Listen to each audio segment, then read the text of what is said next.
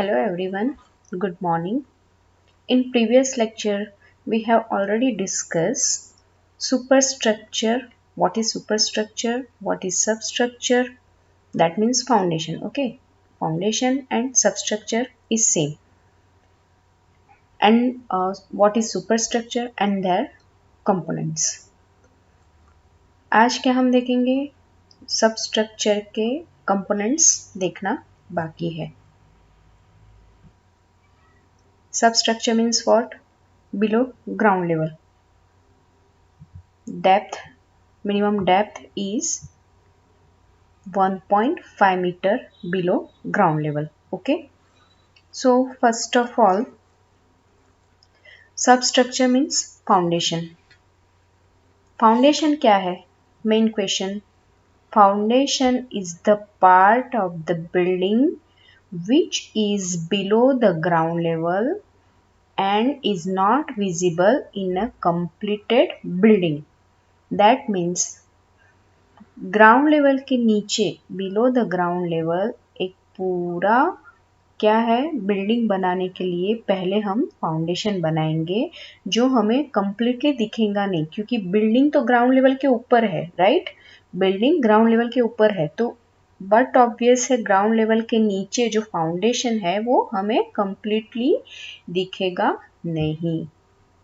Okay, now what is the function of foundation? The function of foundation is to transfer the load of the building up to the hard strata which can support it without setting down. क्या है function foundation का? Load, जो भी load है पूरे building का वो कहाँ पे ट्रांसफर करेगा? ग्राउंड लेवल के थ्रू डायरेक्ट फाउंडेशन के ऊपर. ओके, तो उसके लिए इतनी बड़ी बिल्डिंग का जो वेट है वो भी तो लेना चाहिए. ग्राउंड लेवल पे बेसिकली क्या रहते हैं? रॉक नहीं तो soil. Okay, soil means what? मिट्टी, जिसको आप बोलते हैं अपने लैंग्वेज में मिट्टी. Okay, in civil engineering we called as a soil. मिट्टी को हम क्या बोलेंगे? Soil.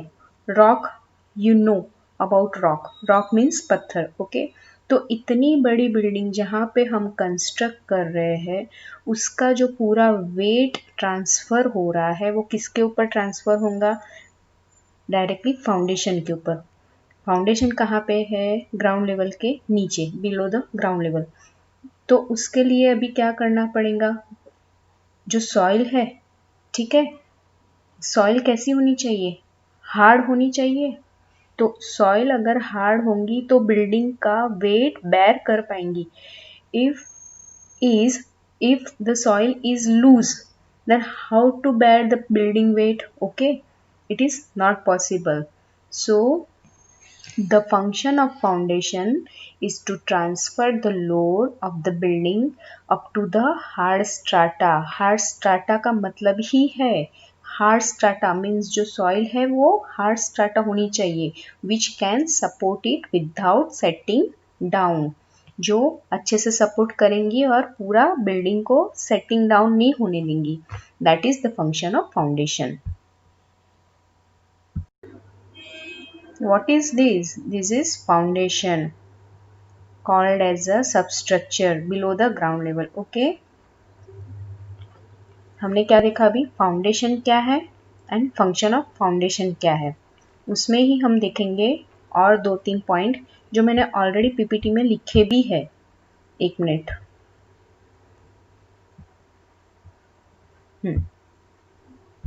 Building components, foundation and its function.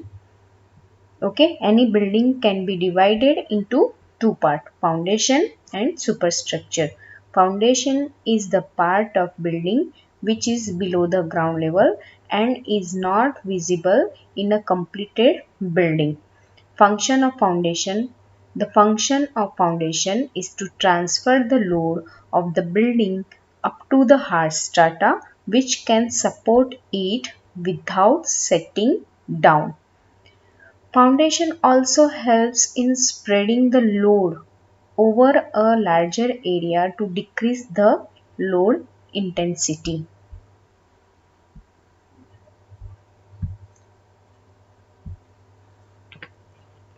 The depth of foundation depends on the depth of the hard murum available on a particular site.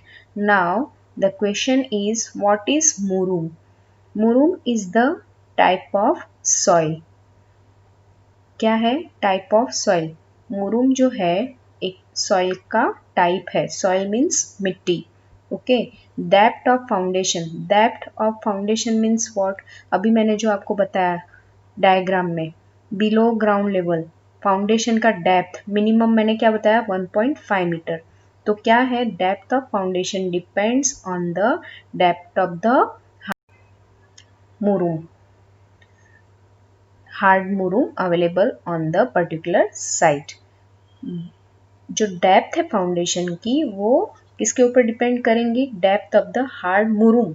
मतलब ground level पे कौन से type का सॉइल है, कौन से टाइप का हार्ड स्ट्राटा है, जो सॉइल है जैसे कि मुरुम अवेलेबल है ऑन पर्टिकुलर साइट, तो उसके ऊपर डिपेंड करता है कि वो सॉइल पूरे बिल्डिंग का वेट बेयर कर पाएंगी या नहीं, और डेप्थ ऑफ फाउंडेशन जो है वो पूरा उसका जो लोड आएगा तो वो बेयर कर पाएगा कि नहीं. ओके. वो डिपेंड करता है हार्ड मुरुम पे जो exactly available on a particular site. The width of the foundation depends on the bearing capacity of the soil. Okay. Width of foundation. Width of foundation मैं आपको बताऊंगी. ये जो पूरा डायग्राम है इसमें depth of foundation means this. Okay. And width of foundation means this. Width of foundation means this. अब क्या है पॉइंट अपना? The width of the foundation depends on the bearing capacity of the soil. मतलब जो foundation की width है वो किसके ऊपर डिपेंड करेंगी? bearing capacity of the soil. If it is loose or if it is hard. Okay. Soil is loose or soil is hard, वो उसके bearing capacity के ऊपर से पता चलेगा कि width of foundation उसके ऊपर डिपेंड करेंगी. Next point is where hard murum is not available some type of foundation में बी रिक्वायर्ड. मीन्स अभी जैसे मैंने बताया, ठीक है, ग्राउंड लेवल पे जो मुरुम है, जो मिट्टी है, ओके, वो कैसी होनी चाहिए? हार्ड स्ट्राटा, हार्ड होनी चाहिए, तभी जाके पूरे बिल्डिंग का वेट वो बेयर कर पाएंगी. ओके. वो कैसे पता चलेगा हार्ड मुरुम है या लूज सॉइल है? ओके. हार्ड सॉइल है या लूज सॉइल है वो कैसे पता चलेगा? Bearing capacity of the soil. Bearing capacity of the soil means soil के भी टेस्टिंग किए जाते हैं. कोई भी मटेरियल, सिविल इंजीनियरिंग में जितने भी मटेरियल्स है like cement, sand, aggregate, bricks, जितने भी मटेरियल्स है वो पूरे मटेरियल्स के क्या करना पड़ता है? टेस्टिंग करना पड़ता है. विदाउट टेस्टिंग आपको पता ही नहीं चलेगा वो मटेरियल यूज हो पाएगा या नहीं हो पाएगा. विदाउट टेस्टिंग कैसे पता चलेगा? अभी आपने सॉइल का एक सैंपल लिया, लैब रहते हैं, तो लैब में जाके सॉइल का क्या करना पड़ता है? सॉइल को एक कोर कटर नाम का एक इंस्ट्रूमेंट रहता है, उसके थ्रू कुछ सैंपल लिए जाते हैं सॉइल के ground level, below the ground level. मतलब कोर कटर का जो डेप्थ है वो कितना रहता है, उसकी रिंग आती है, तो उसके थ्रू सॉइल के सैंपल लेके सॉइल की लैब में टेस्टिंग किए जाते हैं. उसके ऊपर से आपको पता चलेगा कि सॉइल लूज है या हार्ड है, मुरुम हार्ड है, कैसी है. ठीक है. तो जहाँ पर जो ग्राउंड लेवल पे हार्ड मुरुम नहीं है, where hard murum is not available, some type of foundation में बी रिक्वायर्ड. तो some type of foundation may be required where the hard murum is not available on the ground level. तो वहाँ पे हमें क्या करना पड़ेगा, अगर हार्ड मूरूम नहीं है, अगर हार्ड मूरूम नहीं है तो फाउंडेशन, अलग अलग टाइप्स के फाउंडेशन रहते हैं, वो हमें फाउंडेशन गाड़ने पड़ेंगे बिलो द ग्राउंड लेवल। वो हम सेकेंड यूनिट में देखेंगे, टाइप्स ऑफ फाउंडेशन। उसमें मैनी टाइप्स ऑफ फाउंडेशन है, जैसे कि शैलो फाउंडेशन, डीप फाउंडेशन, तो उसमें भी मैनी टाइप्स है, तो वो हम डिटेल में आगे देखेंगे। ओके, अभी सिर्फ आपको क्या देखना है, अगर हार्ड मूरूम नहीं है तो हमें टाइप्स ऑफ फाउंडेशन में be required, some types of foundation में बी रिक्वायर्ड। और ये जो पूरा सॉइल का पूरा सब्जेक्ट आएगा आपको इन 4th सेमेस्टर, नेक्स्ट सेमेस्टर में जब आप जाएंगे तो पूरा सॉइल के रिलेटेड पूरा एक सब्जेक्ट ही है जियोटेक इंजीनियरिंग। उसमें सॉइल का सैंपल लेके कैसे टेस्टिंग करते हैं, कौन सी सॉइल है, which type of soil is this, वो सब आप उसमें डिटेल में पढ़ेंगे। ओके, तो हमने अभी क्या देखा, building components and their functions. कल हमने देखा था सुपर स्ट्रक्चर के कंपोनेंट्स एंड देयर फंक्शन। अभी आज हमने देखा है only foundation and function of foundation. In yesterday lecture, we have already seen superstructure and what is the superstructure and components of superstructure. But मैंने आपको डायग्राम में दिखाया था।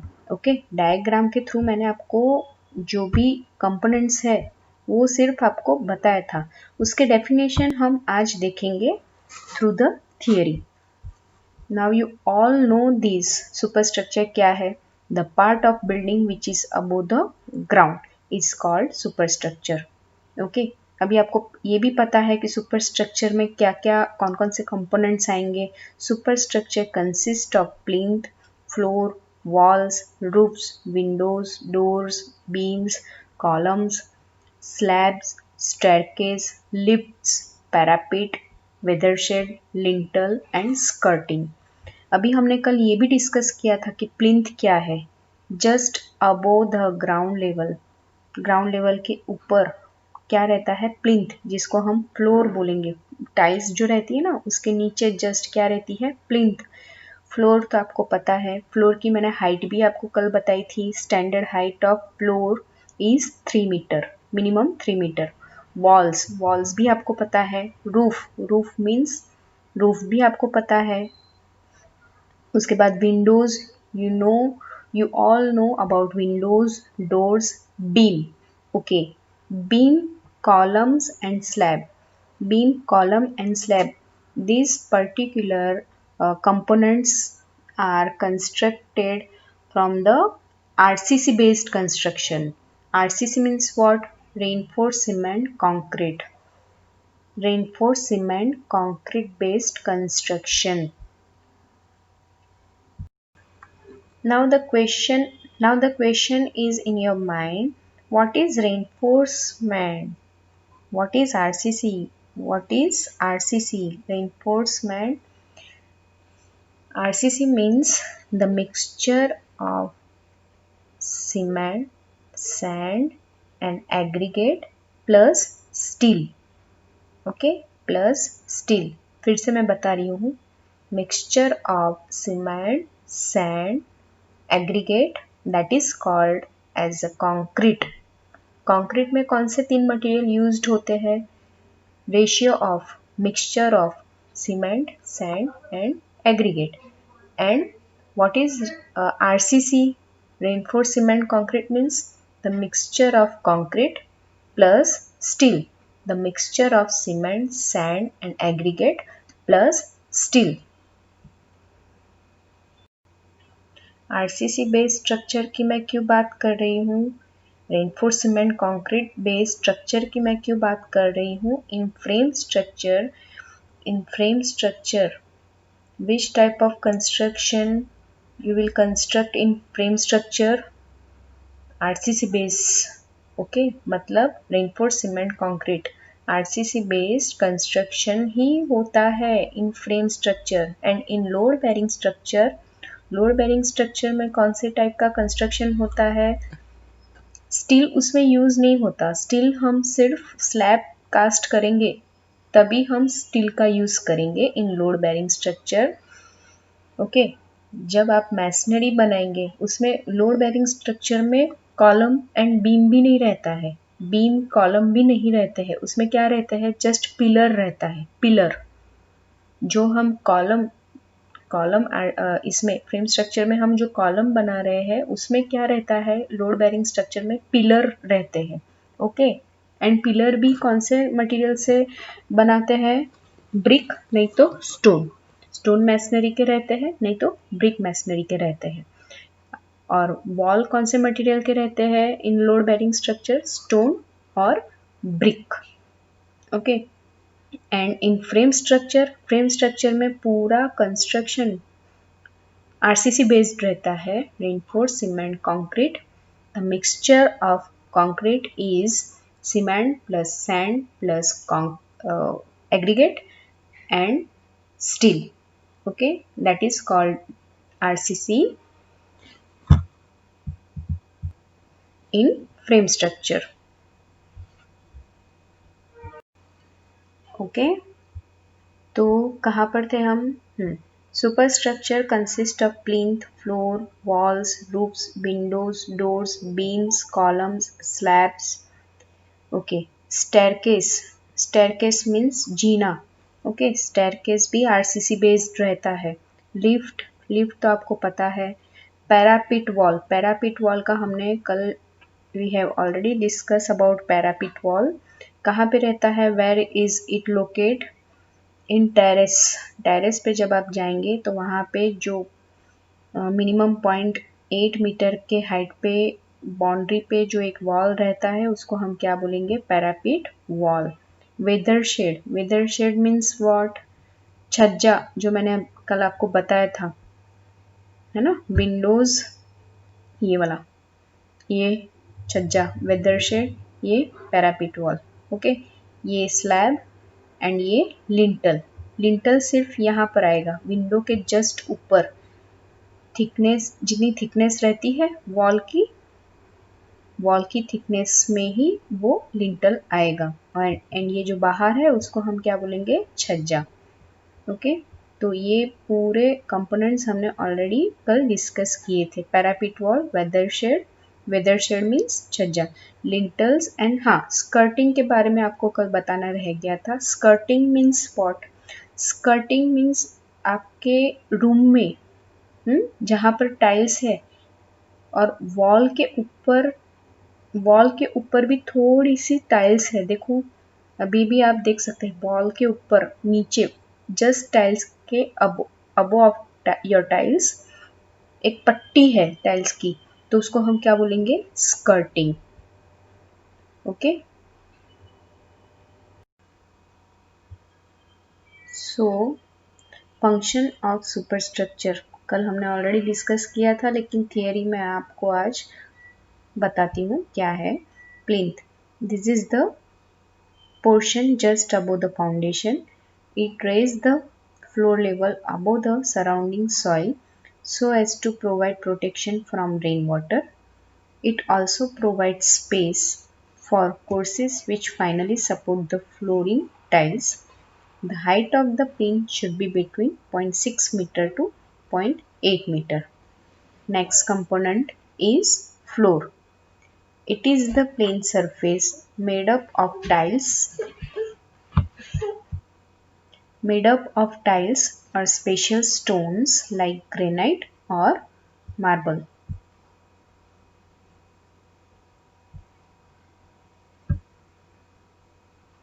Walls. These are the members which form the outer limits of the building and separate the rooms from each other. Walls are built of bricks, stone, hollow or solid blocks, ferroconcrete or concrete, etc. Roofs. These are the top covering of the buildings. This may be flat concrete slab, timber sloping roofs or steel. For sloping roof, mangalore tiles, clay tiles or slate may be used as the covering. Windows. These are openings generally in the external wall which provide air and light inside the buildings. Doors. These are the openings which allow entrance in the building and circulation through different rooms.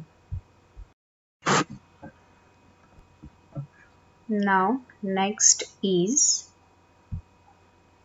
beam, column and slab. These are the components of frame type building. मैंने जो अभी बताया ना आपको frame structure में क्या use होगा, frame structure में आरसीसी बेस्ड कंस्ट्रक्शन ही कर पाएंगे. RCC based means concrete plus steel. What is concrete? Cement, sand and aggregate. The mixture of cement, sand and aggregate plus steel. तो फ्रेम स्ट्रक्चर में पूरा RCC based construction करना है. तो ये बताया है उसमें frame type of building. What is staircase? This component provides access from one floor to other floor. What is lift? In building having more than 3 floors, generally lifts are provided in addition to staircase. What is parapet wall? This is the wall provided for safety of the users of terrace. What is weather shade? What is छज्जा? मैंने ये PPT में weather shade का function लिखा नहीं है. I will add weather shade and lintel. And weather shade क्या है? To protect the inner part of room from weathering effect such as wind, direct sunlight, rain, etc. And what is lintels? These are small beams provided over openings so that portion of wall over the opening can be supported. इसमें दो types के lintel, which two types of lintel, एक तो RCC lintel and concrete lintel. There are two types of lintels. RCC based lintel जिसमें concrete plus steel रहता है and second type is only concrete lintel. Concrete के जिसमें steel नहीं रहता है, सिर्फ कंक्रीट का बना रहता है. ओके मैंने ये दो टर्म पीपीटी में नहीं दिखाया है, वो मैं आपको कल जब लेक्चर हमारा कल जब लेक्चर रहेगा तो उसमें और एक रह गया स्कर्टिंग. स्कर्टिंग क्या है? What is skirting? The skirting is the full or half tiles laid vertically as finish to the wall held in between bottom of the wall and floor. मैंने आपको बताया ना स्कर्टिंग क्या है. फ्लोर के ऊपर आपके जो टाइल्स रहती है, रूम में जो टाइल्स है वहाँ पे टाइल्स के जस्ट ऊपर वर्टिकली एक फिनिशिंग है, देखो. तो उसको हम क्या बोलेंगे? वॉल एंड फ्लोर के जस्ट बॉटम में एक पूरा वर्टिकली स्लाइड जैसा टाइल्स है, उसको हम क्या बोलेंगे? स्कर्टिंग. ये 3 टर्म रह गए हैं पीपीटी में डालने, वो मैं आपको कल फिर से एक बार दिखाऊंगी. और यहाँ पर हमारा building components, super structure components and सब स्ट्रक्चर के पूरे components, foundation and super structure के पूरे कंपोनेंट्स यहाँ पे हो गए हैं. और अभी नेक्स्ट टॉपिक हमारा क्या है? Classification of buildings.